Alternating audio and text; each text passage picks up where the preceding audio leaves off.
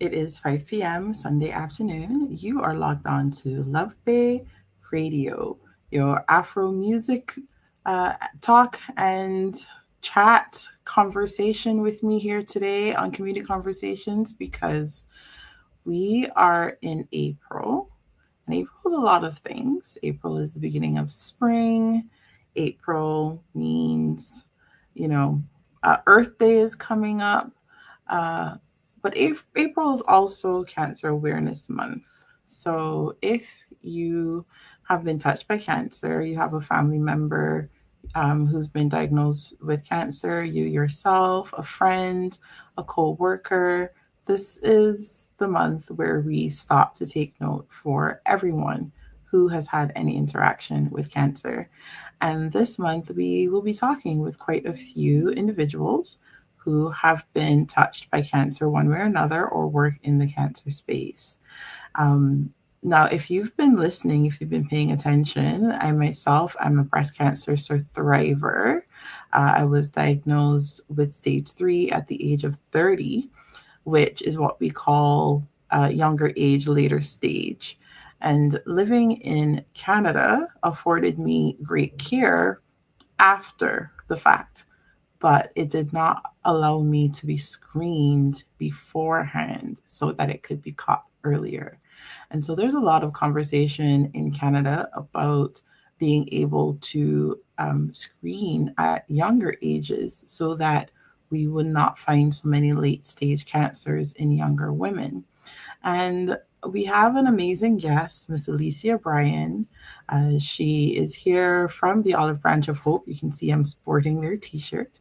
Um, and she's here to share her story with us. So our format is going to be a little bit different this evening. But as always, if you want to ask a question, send a word of support, ask for resources and help, make sure that you connect with us here at Love Bay Radio. You can find us on YouTube. If you're listening to us live through the app or through the website, you can also watch us live on YouTube, on Facebook, I believe on LinkedIn today. And you can get in touch with us on Instagram as well. And there are lots of different ways that you can connect and reach out so that you're able to interact with us here during the live show and afterwards. So remember, hashtag live if you're watching live, hashtag replay if you're catching us on the replay. I'm not going to take too long in our first segment, but I do want to talk about something that has been really important in a lot of my own work in health advocacy here in Canada. So let's jump into what's going on because we need to know what is going on out there. Um, I'm sharing a link with you. We're going to make sure we put it in the comments so that everyone can see on YouTube. And you know what? I realized that when we post comments live that you guys don't see them in the replay. So I'm going to hop back on and post the comment for you again so you can read this for yourself. This is a little ways back in time, but it is something that's been ongoing for quite some time and continues to happen. We've worked with Dr. Aisha Lofters at Women's College for quite some time. And this is one of the reasons why she has been standing up for those who are generally considered the unseen or maybe the forgotten in healthcare. And she's been working um, with other Black doctors to be able to bring information to our communities on things that are important. One of the things that she highlighted in one of her research projects was the importance of cultural responsiveness in healthcare, identifying that people who are racialized in a majority European descent country face increased barriers to their healthcare, particularly their cancer care. And she was actually able to pull together some pretty solid data so that people can see um, what she's talking about and the impact of racism in healthcare in Canada, how how the feeling of being othered immediately impacts your choice in whether or not you're going to continue to pursue care, um, and whether or not you feel as though you are being taken seriously. She looks at that kind of old concept of, oh, well, Black people are seen as stronger, right? Because our bodies were animalized. And so because our bodies, our human bodies were taken as, you know, being able to weather harsh climate, because we are more animalistic, or being able to bear more pain because we're more animalistic, throughout the transatlantic slave trade and all of the I don't want to say quasi science, the pseudoscience that came out of attempts to justify slavery in that time, and how that has impacted or infected, I think is a better word, the way how healthcare is delivered in northern countries across the world. Obviously, her space was Canada, and so, you know, it was a really riveting study for nerds like me who like to read random things. uh, who, you know, if you're like me and you like to just catch up on what the doctor people then be talking about, and you want to hear more about what's going on in the world, for me, it was a really riveting read. Um, I think one of the things, no, I had also participated in a study. And for me, as a Black woman in Canada, um, I cannot necessarily say I experienced racism in my healthcare journey. I can't pinpoint specific places where that might have occurred. And that could be because I'm oblivious to it. I didn't grow up in a country where I was racialized because of my Blackness. Most of the people around me were Black. My leaders were Black, you know, my teachers, the doctors, everybody, right? Mostly, most of the people around me were Black. And so I did not grow up othered, and so may have just been blind to microaggressions, may have actually taken a compliment as a compliment, not understanding the undertone. So that's a possibility. The other thing then is because I didn't grow up othered, I don't have the bad habit of white deference.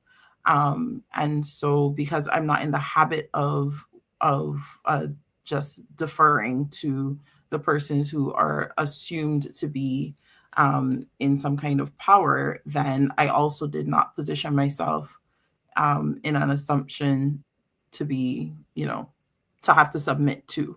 So there's some interesting debates around why some people can identify immediately and experience it, why others don't. But I thought her study was really, really interesting. Well, I'm really excited here now because I have this amazing opportunity to welcome someone up to the stage. I've heard this young lady speak before. I think she is so eloquent, and so poised. I really look up to her. Um, I think she shares her story with a beautiful um, kind of just heart and care in, you know, in telling her story with authenticity. But I'll read her official bio. That's just my little my little plug, as I've been watching Elysia as we've interacted a few times over the years. But Elysia Bryant is an ambassador for the Olive Branch of Hope. She's a passionate advocate for breast health in young women. She was diagnosed with breast cancer at the age of 34 and learned that she carries the BRCA2 gene mutation. We'll come back to that. Her experience inspired her to become an ambassador with the Olive Branch of Hope, an organization dedicated to raising awareness and providing support to Black women affected by breast cancer. Elysia's personal journey has taught her the importance of early detection and prevention, and she is committed to empowering women to take charge of their health and well being. Please join me in welcoming Miss Elysia Bryant to our show. Hi, how are you? Hi, Nadia. I'm good. Thank you so much for having me. Yes. I've been looking forward to our chat. I was really happy when you accepted the invitation to share this moment with me as we, talk to our community and community members again, chime in if you want to ask a question, offer a word of support, offer a word of encouragement. Do so. Make sure that we're going to run our contact information at the bottom. You can get in touch with us on WhatsApp as well. Remember that while you're here logged on to Love Bay Radio, that you can interact with us on the show because this is your number one online radio station for Caribbean music, Afrobeat music, talk and information and news. So, Elysia, tell us about your journey with cancer. Yeah, I'm going back a couple of years now. So I'll take you to 2021.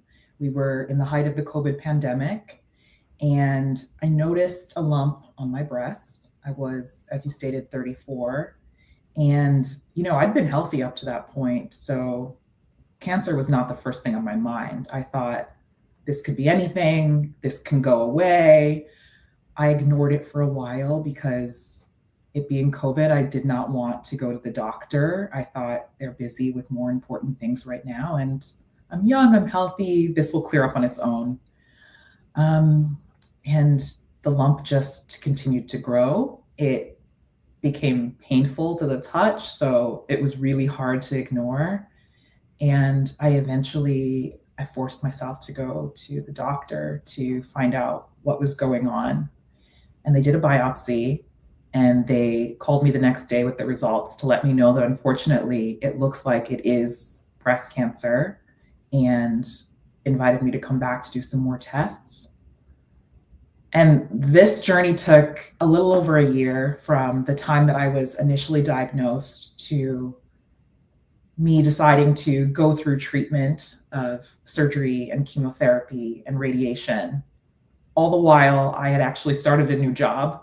And, it was a really difficult and isolating time, but I also had a lot to distract me during that period. So while I'm here now on the other side of cancer, it was a really long journey to get to this point.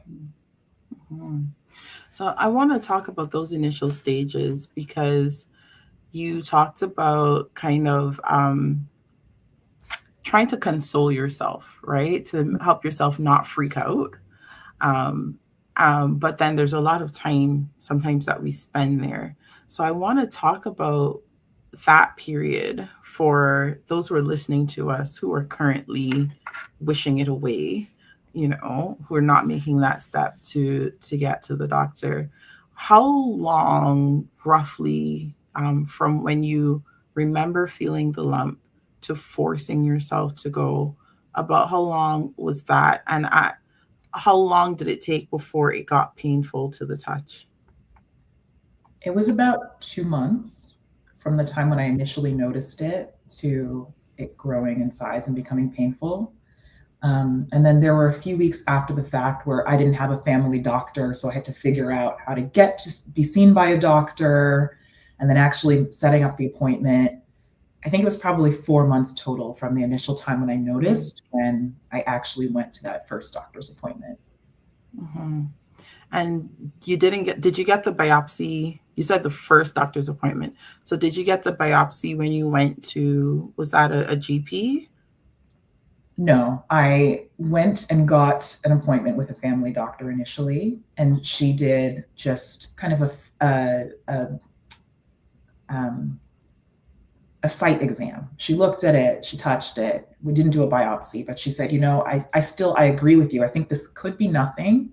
You're young and healthy, but just to be safe, I'm going to refer you to an oncologist to actually do a biopsy and make sure that it's nothing. Mm-hmm. And then she referred me to a hospital to actually see an oncologist to do Mm-hmm. that biopsy. And do you mind telling us which hospital you got your biopsy done at? Yeah, I went to St. Michael's here in Toronto, and I'm still actually followed at that hospital. Really, really great facility, really great team that I worked with there. Okay, good, good. It's good for people to know what those initial stages are like, because there could be a lot of fear, a lot of misinformation at that point as well. And depending on how involved family may be, family can be a great support, but they can also be very challenging to deal with when you're going through something like that. Um, yeah, I got my biopsy. I had several biopsies actually, and um, more than one mammogram, um, and a CAT scan and an MRI, because they couldn't find it. You could feel it, but they couldn't find it because everything came back saying that I was fine. Um, and after they did I think it was the second biopsy, they put a pin into one of the lumps, the big one that they could find. But it was only with the MRI that we found that there were actually multiple tumors, um, as well as fragments. So I want people to understand that like the diagnostic stage could be very different, for different people. And I like what your doctor said, because she was disarming Mhm. but not dismissive. And I found doctors to be a bit confused between those two things, right? So she said it might be nothing, but to be safe, let's check it out, right? As opposed to it's probably nothing, go home, you know? Uh, um, Based on that study that I was mentioning before with Dr. Aisha Lofters, um, at what point was there um, a healthcare professional who looked or sounded like you throughout your breast cancer journey? Oof, that's such a good question. I've had so many doctors at this point. Mm-hmm. I will say my family doctor is a woman of color. She's not Black, but she's a young woman of color. And as you mentioned, she wasn't dismissive. And I believe that's the reason why, because she could understand where I was coming from.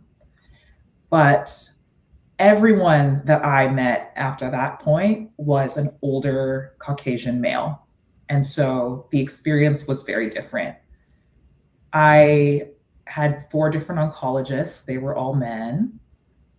I had 2 surgeons who I worked with who were women, Caucasian women. They were incredible, but they didn't look like me. And when I asked questions like, how do I treat my scars? How do I treat the discoloration of my skin? They couldn't speak to that. I did ask around for second opinion, and I'm not a very quiet person. I tend to speak up for myself. So, because of that, I now have an oncologist who I adore, who is a Black woman, who I just feel I can say anything to. And I feel like I can ask my silly questions and she hears me and she responds to them and she understands why I ask those things and why I'm concerned about things that to the many, many men that I was dealing with before seemed small. Mm-hmm. So Mm-hmm. I'm very fortunate. Yes, you bring up a good point there in terms of the many layers of visibility, those intersections of feeling visible or invisible, and the points at which we connect or don't. So sex, right? Being seen by majority male physicians. Mhm. Age, right? The things that were important in one generation are not important in another generation.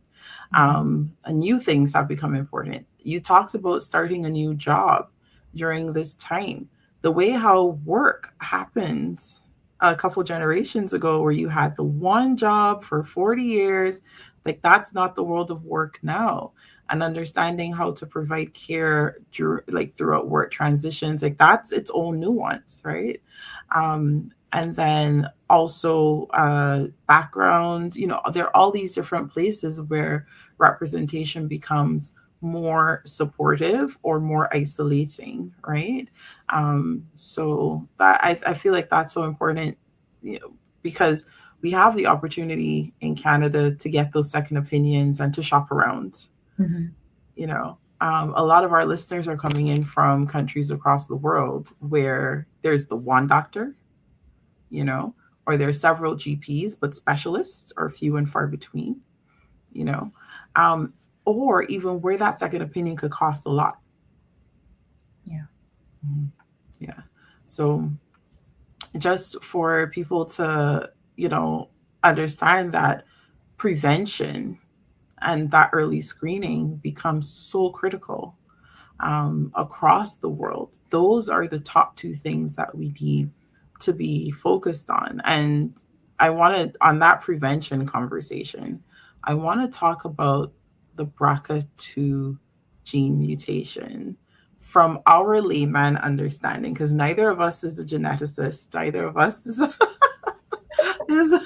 is an oncologist or a qualified physician, but Mhm. we've been in this world a hot minute. And so, based on our understanding, tell me what was explained to you. Actually, tell me what was explained to you versus what you learned on your own, if you can decipher, like, yeah. Okay. So the very first question that I asked once I was diagnosed was, why is this happening to me? What did I do to bring this on myself? And so it's explained to me that there are many reasons that people get cancer. It's not necessarily something that you did, but one way that I could determine why this might be happening to me at this age was to get a genetic test. And so from there, I went to see a geneticist. They took a swab.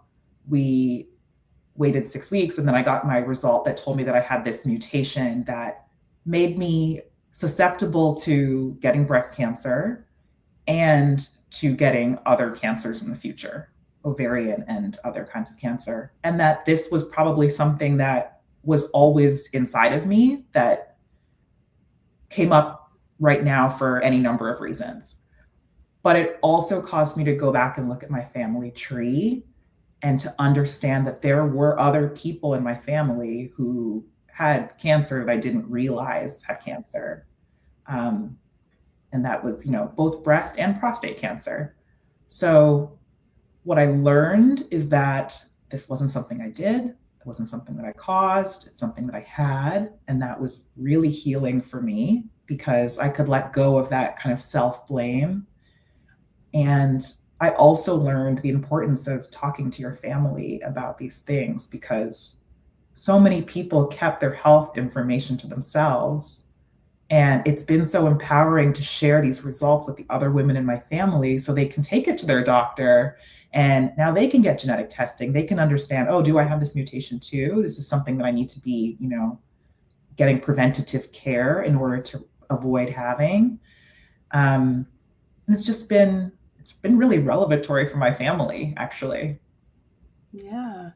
I mean, we don't want to have to be trailblazers in everything, but Mm. if we do, in a situation like this, it's so great to be armed with that information, because, like you said, it empowers them now to go seek proactively the help that they would need, right? Mhm. Because not everyone in the family will necessarily carry the mutation, right?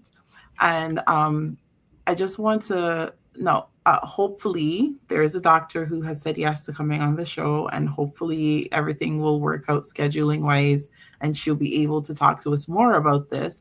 But from my, puny brain recollection of the explanations, um, so I got tested for 19 genes. Was that the number you got? Yes, I Did believe they? so. Yeah. Yeah. And mine was the ATM gene, variants of unknown significance, right? So that means something in the gene looks funky, but they don't know exactly what it is. And they don't know for sure that it contributed to the development of cancer. And so they put it in a database. And if they get enough of the same variants, then they'll say, with the same outcome, and they'll say, okay, this variance now has a known significance. But for right now, they don't know. So that's one of the results that you may get. So you'll get definite mutation, no mutation, variants of unknown significance, or those are the options that we generally get. Um, and so BRCA1 and BRCA2 actually protect the body against cancer. But if that's not working and it has a mutation, now it can't do its job and protect. And so when you hear people say, I have BRCA1 or I have BRCA2, right? Like, do you have it or do you not have it? Like, having it is a good thing. We all have it. Yeah. Right. It's when it's switched off that it's a problem. And then one affects breast and other parts, two affects breast and other parts. Right. And so it's important to know which one or both or neither. Right. Yeah. But there are only 19 out of the gajillion genes that exist. There are only 19 that are being tested for. And I'm aware of a doctor in Toronto who is pushing to have a wider screening net that is cast, because he's particularly interested in the way how the body metabolizes the three types of estrogen, and what the genetic precursors are to estrogen metabolism. And so he's looking at not a primary contributor to cancer development, but a secondary contributor to cancer development. If I can find that information, guys, I'll get the link onto the YouTube video for you. But I'm glad that you shared that. Now, do you know other people who have the mutation? I do now, just from getting involved in cancer advocacy, but it wasn't something that I was really aware of before. I'd really only heard of one person who spoke about it, and this is going to sound silly, but I remember reading in Vogue magazine years and years ago about the actress Angelina Jolie, who found out that she had the BRCA2 mutation and decided to get a mastectomy as a result. And at the time, it didn't really phase on me, but looking back at it now, that was, talk about trailblazing. So many people became aware of this because of that one profile and because she spoke out about it. And since that point, I've heard a lot more about it. Mm-hmm, mm-hmm. Now, you talked about your work in cancer advocacy, and what you're doing now and how you're learning more and hearing more. And I would even say maybe helping more.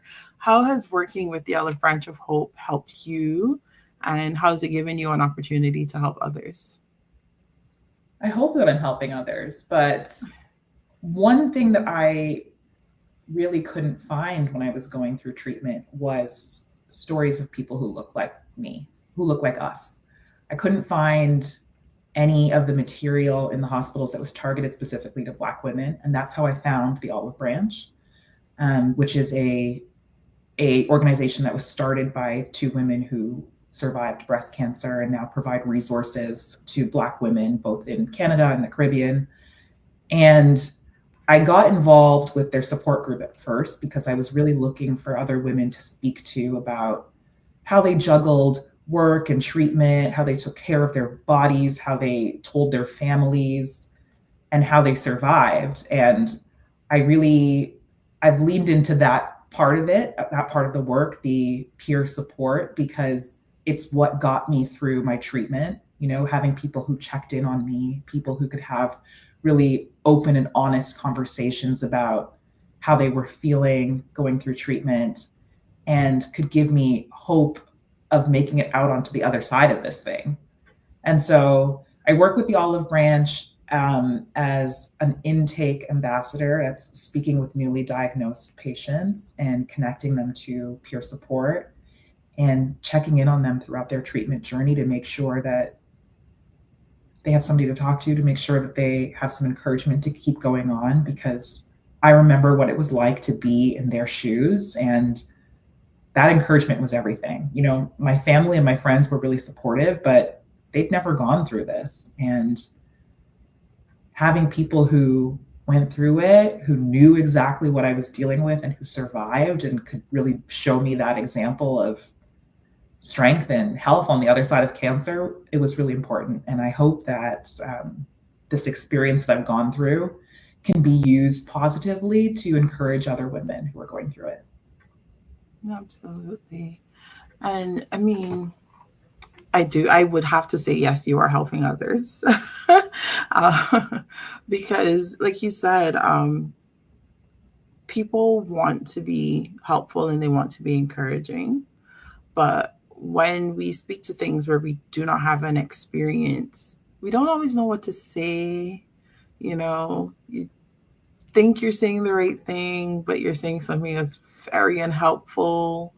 You know, you think you're being encouraging, but maybe you're being dismissive of the pain and the worry, and and so to have someone who can sit in it with you, because everyone else is also trying to protect themselves from all of the uncomfortable emotions they're experiencing in supporting the patient, right? The individual who has been directly impacted by cancer. And so while trying to protect themselves from it, their boundary of knowledge, it shows up. Mm-hmm. And so what you're able to do, when you can listen without judgment, sit in the silence, be uncomfortable with them, like that's huge. That's huge. What have you learned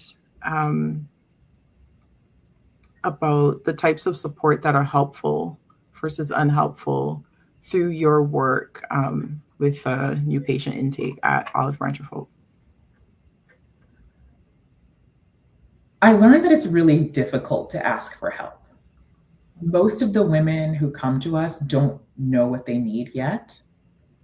They have a lot of emotions that they're dealing with, they're trying to unpack. And it's only through starting to talk about how they're feeling that they can kind of unravel what support they're really looking for. I think you nailed it when you said that sometimes you just need someone to sit with you in the discomfort. A lot of the times, people are not looking for an immediate solution. They just want somebody who can sit with them and who can listen to them. Because getting a diagnosis is really heavy, and your mind goes to the worst places first and foremost. You're not immediately going to be thinking about fighting, about surviving. You're thinking, why me? What's going to happen to my family? What's going to happen to my kids? What does this mean? And so really just having somebody who can sit with you in that discomfort is, I think, the biggest and most helpful thing. For me personally, I learned that it was really helpful to have somebody to come with me to meetings, to my appointments, and just be that other ear, because it's a lot of information coming at you. And I didn't remember everything that was said to me. I didn't remember everything that I wanted to say. I would go in with my notebook and I had all these questions I was going to ask the doctor. But then when you're in it, I mean, I didn't remember that I was going to do any of those things. So having, a friend with me, or my sister or my mother or whoever who could be that second person to say, oh, remember we were going to ask about this. Remember you were concerned about that, or last week you were feeling nauseous and you were worried about that and you needed something for it. That's everything too. So if you have somebody in your life who is dealing with cancer and they need somebody to go to appointments with them, you can just be there and sit with them in the appointment. You can be the person who's listening to the doctor and remembering things when they can't remember. And that's so helpful. Yeah. Right. That's so much, right? Yeah. I mean, thank you for doing that, because in a lot of ways you're filling a gap that you may have experienced yourself, or maybe you were fortunate enough not to have that gap because, like you said, you had your mom, your sister, people who were close to you. how many roughly would you say, like, how many of the women you support are newcomers, like have no family around them, nobody to go to those appointments with them, like roughly? A lot. I would say probably 60%. I mean, it's Canada, so we know there's a lot of newcomers, period. But most of the reason that people reach out to a support group is because they don't necessarily have that support built in already. So a lot of the people who come are used to being the support system for their family. They're the one who lifts everybody else up. They're the one who takes people to appointments. So when they get sick and they need help, who's looking out for them? Right? They reach out to us because they don't necessarily have somebody who's in place to support them, or they're not used to asking their family for that support. That hit me so hard just now when you said that, you know. They're the ones who are usually the doer, the supporter, the helper, the giver, you know. I really want our strong Black women to hear that help is available, that you have permission to ask for help, that you deserve help, you know, because beneath all of that are those underlying internal conversations, you know, that create those barriers for us to actually go seeking that help. And then when you get that help and you rest in it, and you're like, man, I could have asked for help earlier. And doesn't it feel so good to have somebody support you for once? Yes, yes. And it's uncomfortable at the beginning, you know, because you don't want to put other people out, and you know, you don't want to feel weak, and there are all these different things, but it's such a process. And I think that's one of the reasons why you know, I've enjoyed supporting and working with the Olive Branch of Hope as well, because it's more about the journey through, you know, as opposed to this before and after kind of thing. For example, one of the things that people talked about, and it's a weird thing to be upset about, right? But it's a thing. After all of your appointments, you got about 3 to 6 months of just people in your life all the time, tons of doctors, tons of nurses, whole bunch of people everywhere. And then all of a sudden, nobody. All your appointments are done. You ring the bell, you go home, and that's it. You know, did you have that? Did you have that kind of like that lull, that drop, that what am I supposed to do now moment after a treatment? Yeah. So you fought and you won, and now what? I think people think that the hardest part is the treatment, and that's true. That's the most difficult part, but it's not over just because your treatment has ended. I mean, I still go to my oncologist every 3 months. I take medication every single day. I'm getting injections. I carry the scars and this experience with me. Cancer is part of my life now. And so it's really odd when people stop asking about it, stop checking on you, stop wondering how you're feeling. That drop off is significant. And I haven't figured it out yet. I don't know if I'm supposed to be volunteering the information. I don't know if I'm supposed to be upset that nobody's checking on me. I think it's a good thing that I seem healthy and okay, but it is weird, right? It's really strange. Yes, it is. It's a weird thing. I just want to take a minute. Miss J, who's also a show host here at Love Bay, you know, did, you know, repeat for us that awareness is absolutely key, and gave us a shout out to the Olive Branch of Hope. And Martina from Oslo in Norway is letting us know that this is a great program. Thank you so much, Martina, for shouting out and letting us know. And Ajoa, I hope I got it right. Let me know if I got it right. Yes, right. So Ajoa is saying, love your poise, Elysia. Isn't she like super poised? Joining us here from Toronto. So yes, thank you guys for chiming in. Um, yeah, that drop off though, like you said, is pretty significant, and it's not something that you are prepared for, right? Because when you say I want to be done with oh, I can't wait to get my last treatment, I want to be done with this, you know, that silence that happens right after is so eerie. um I remember when I had to take tamoxifen for the first time, so the hormone treatment after active chemo, and you had to wait a few months before you could start taking it. And I couldn't take it for like 3 weeks. I just kept looking at the box. The first time, like the day came and I sat there and I'm like, I'm ready to take this thing. And I saw the poison sign on it. And I just cried because I thought it was one thing when somebody else was giving me poison. Like it's another thing when you ask me to do it to myself, you know? I just sat there and stared at the box for I don't know how long. And I just couldn't make myself open that box and take that pill for about 3 weeks. I just lagged. I just sat there looking at it, you know? And so, because now you're on your own, right? You're on your own in the silence. Now you are like doing the care. You know what I mean? You're not going for treatment, you're doing treatment, you know. Um, I think the people I missed most though were the nurses.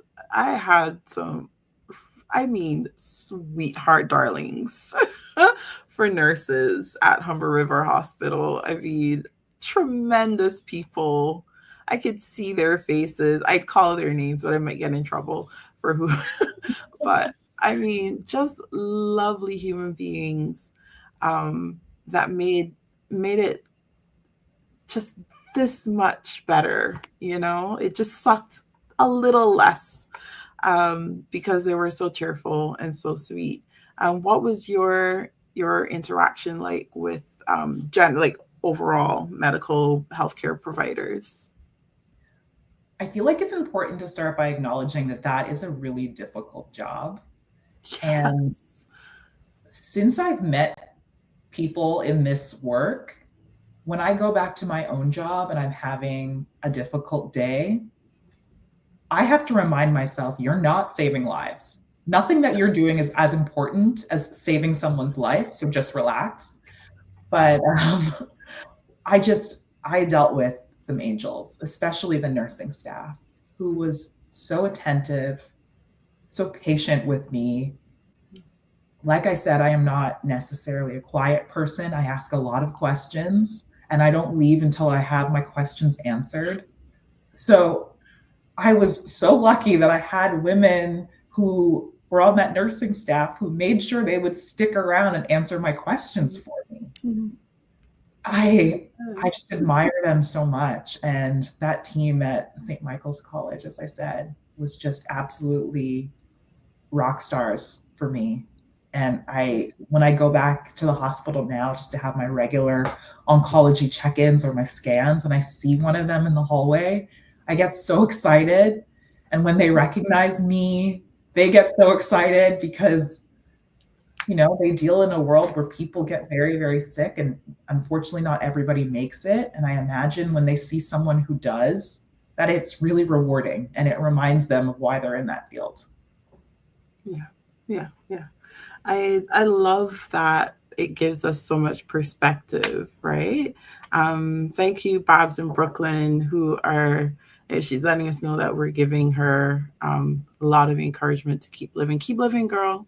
You wake up every day and you inhale. You know, every moment, every second, you take that breath because it's yours. You know. Um, I want to ask you a bit about who else was around you at St. Michael's, right?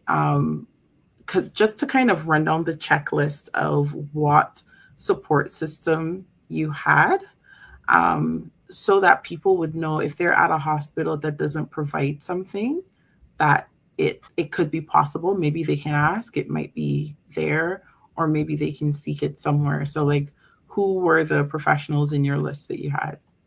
That's a really good question because I had never been in a hospital before this, so I didn't realize the many, many people who work there and the roles that they're in.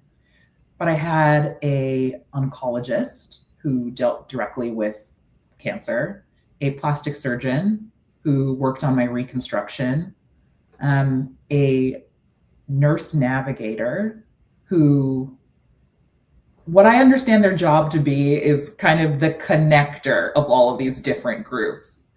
They literally help you navigate through the healthcare system while you are going through your treatment. I also had a radiologist who obviously did radiology and their nursing staff, a breast oncologist, which was different than my day-to-day oncologist, but the breast oncologist did the mastectomy surgery. They worked with the breast plastic surgeon to do reconstruction. I also had a social worker who would call me in between my chemotherapy appointments and was somebody who was checking on my mental health, and that was so important. And then I had a dietitian who would come during chemo, and they would bring fruit and sandwiches, which I thought was really lovely, and then also make sure that you're eating well, that you're eating the right things. And that's both nutritious things and things that wouldn't counteract with your medication. So that was really helpful. And then I have a separate oncologist who I'm seeing now, who I check in with regularly. That's once every 3 months to talk about the medication that I'm currently on, to make sure that I'm still feeling good, and to walk me through my survivorship journey. So there's a lot of people. I love that. Yes. Yes. And my list contained all of those things, but my dietitian did not bring me sandwiches and fruit. So In fairness, she brought them to everybody. I made it sound like it was special treatment. They have a cart, they bring it to everyone. Well, we didn't have no carts. So I'm going to be walking up in Humber River Hospital being like, hello, where is my cart? But that's so good that you had such a circle, of support around you. My social worker was an Afro-Caribbean woman, and we had standing appointments the days of my treatment for sessions. And I mean, like you said, you can ask questions, you can say things without having to give the background. There's no precursor to it. Like you say it, you got it, Mm-hmm. And that was extremely, extremely helpful. I still pass by and drop her a gift here and there just because she was such a darling. And one other thing that by the way, shout out to nurse navigators. That has to be the single most like the linchpin, right? Like the most critical of all the roles, because these people could be all there and you just have no idea, but you have one number to call. That one number is going to tell you, this is what you do next. And one of the things I really loved about the nurse navigator, the two that I worked with, they wouldn't say, oh, go down the hall, make a left. They'd say, oh, let me walk with you. I loved that. I really loved that. You always felt like you were the only patient that they had, it was very, very sweet. One other thing that they had was, I don't know the title, but he was basically the guy who got on the phone to deal with the insurance company. Oh, yes. It was like a drug navigator. Yeah, something like that, right? Yeah. And I mean, this guy was like physically big and imposing, like you felt like he was going to go fight for you and get you what you need, but he'd be on the phone and, just very commanding presence and, have all the information ready. And this is just one less thing to deal with. Right. Mm-hmm. And it's a huge piece fighting with the insurance companies. So, if you're in the throes of treatment, ask and see if any of these additional providers are there to support you. Because my daughter was 4 at the time, I was also connected to a child life specialist who gave tips on how to have the conversation with my daughter on what cancer is and all of those different things. And outside of the hospital, we had her registered with a child psychologist who helped us walk through the whole process with her. Um, but yeah, there are tons of like layers of support that we can tap into, you know, and make the whole thing just so much simpler and so much easier. Uh, I'm going to ask you one more question, Elysia, for the evening. But what is one thing that Black people need to know about breast cancer? Oh, I wanted to say two things, but I'm going to limit it to one thing. Okay. Okay. No, no, no. Sure, too. Sure, too. Okay, two quick things. One, I think, is talk to your family about breast cancer, but cancer specifically. I think in our community, traditionally, getting sick has been some sort of secretive thing that you keep to yourself. But I think it's really important that we share our stories with our family members, especially knowing some of these things are genetic. You know, you might have an auntie or an uncle who passed away from something years and years ago and you never know what it is. But if there could be a genetic cause, if there could be cancer running in your family, it's important that we know these things and we explore them and we get genetic testing. And then the other thing is early detection. So it's no longer the case that cancer is necessarily a death sentence. You know, if these things are caught early, they are treatable. And so I really encourage everybody to go and get your mammograms, any of the checks that you can get regularly, get them early, get them often, and make sure that if there is something that you're feeling in your body is wrong, that you're going to the doctor and you're finding out what it is. Don't follow my example and wait and hope that it clears up on its own. Just go and get an answer and make sure that it's nothing. Absolutely. Make sure it's nothing. Elysia, thank you so much for being here with us, for sharing your story, for connecting us with the Olive Branch of Hope. We've had the Olive Branch in and around Love Bay since I've been here, so we're really happy to continue to echo their mission, vision, mandate, and how the way how they support the community, and for your work that you're doing specifically through the Olive Branch of Hope and on your own. And wait, is there Pink Fridays coming up? Is there one soon? There will be one before the summer. We don't have the date yet. Okay. It'll be posted on Okay. the Olive Branch website and on our social media. Okay. So if you're young, if you're a youngin like Elysia and me, if you're young like us, the Olive Branch of Hope has recognized that the need for support is different among younger women, right? Because we out here in these streets. We gotta live life, right? Mm-hmm. Work and family and dating and all of these different things. These are real situations that we have to deal with at our age, that a lot of support groups have not had to deal with traditionally. But we're thankful that although it's the worst club to belong to, it has the best people in it. So yeah. So true. Yes. Elysia, thank you so very much once again for joining us here on Love Bay Radio. And you can connect with the Olive Branch of Hope through their website, www.theolivebranch.ca. And if you need help from someone like Elysia, please go ahead and ask for help. You have permission to ask for help. And if you have a strong Black woman in your circle who just ain't asking nobody for nothing, you can reach out to us and we'll figure out the best way to get help for you. Thank you so much for joining us, Elysia. We got a few more minutes here for um, first of all, guys, come along. Community lets us come along because we got to see some other people here in community come along who are doing some amazing good work, right? So come along, community. That's right. We got to go check out some other organizations that are supporting Black families who have cancer. So this is the Oladele Foundation. I've had the opportunity to connect with their founder. This one is based in Calgary, Alberta, and it focuses on helping African and Black cancer patients, survivors, caregivers, and others going through chronic sickness and challenges of life.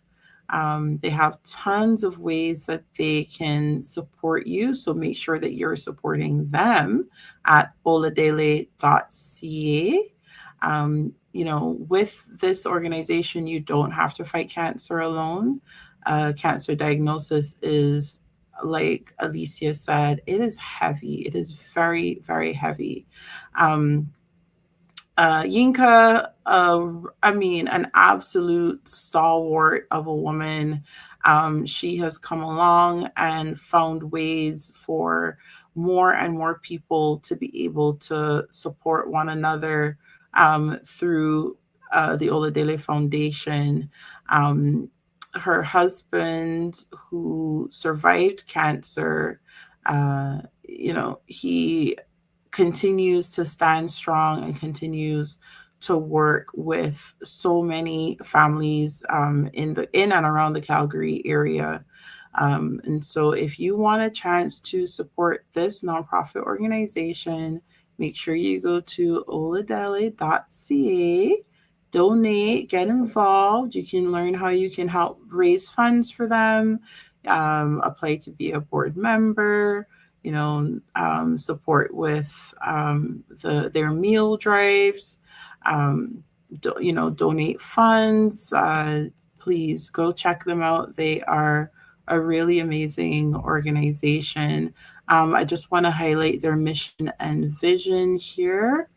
Their mission is to support cancer survivors, patients, caregivers, and families, share stories, symptoms, and coping strategies while providing educational resources and information to enable individuals, families, and groups who have been affected by cancer to relive their lives. All right. So, their ultimate goal is to help individuals and families navigate their cancer journey with renewed hope and strength, enabling them to rebuild their lives and thrive in the face of adversity. All right, guys. So go ahead and connect with them. The work that they're doing is absolutely stellar, and find ways that you can support them. They also have resources here if you're looking to be able to support someone, if you're looking for information for yourself, lots of different ways that you can tap in to what they are offering you.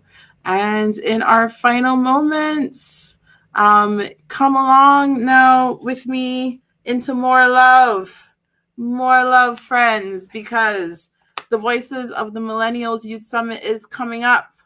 We've been telling you about it. Are you registered? This is a free event. Did you hear what I just said? A FREE event. If you are in or around the Toronto area, if you consider yourself to be a millennial, not at heart, people, on paper. If you a youngin, if you need to be at this youth summit, okay? It's at Humber Valley United Church. All right, that is 76. I don't know if I'm going to say this right. All right, is that Anglesea or Anglesea Boulevard? I don't know, but it's in Etobicoke, y'all. Humber Valley United Church. Go Google that. You'll find it. What I'm saying is probably doesn't even make sense to you. I'm not always Canadian enough to know how to say street names. But make sure that you go and look for Voices of the Millennial Youth Summit. All right. It is July 12th. I believe I have that date correct. And you don't want to miss that. You want to make sure that you are registered. So connect with us here at Love Bay Radio to find out how you can get involved with that.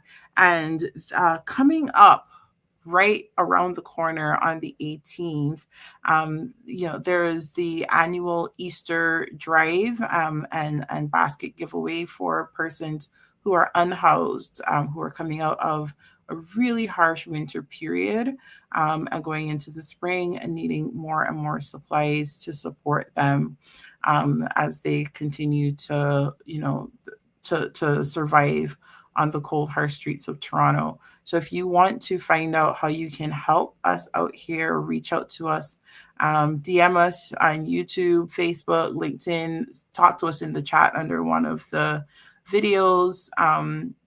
Message us directly, text us, WhatsApp us at 437-778-3299, so that we can connect you with these amazing opportunities here at Love Bay Radio. Because, friends, we are more than just your number one online radio station for Caribbean music, Afro beats, talk, and news. We are a nonprofit organization that is committed to our community in every way that we can help and support. So, my friends, thank you so much for joining me. And as always, keep the conversation going.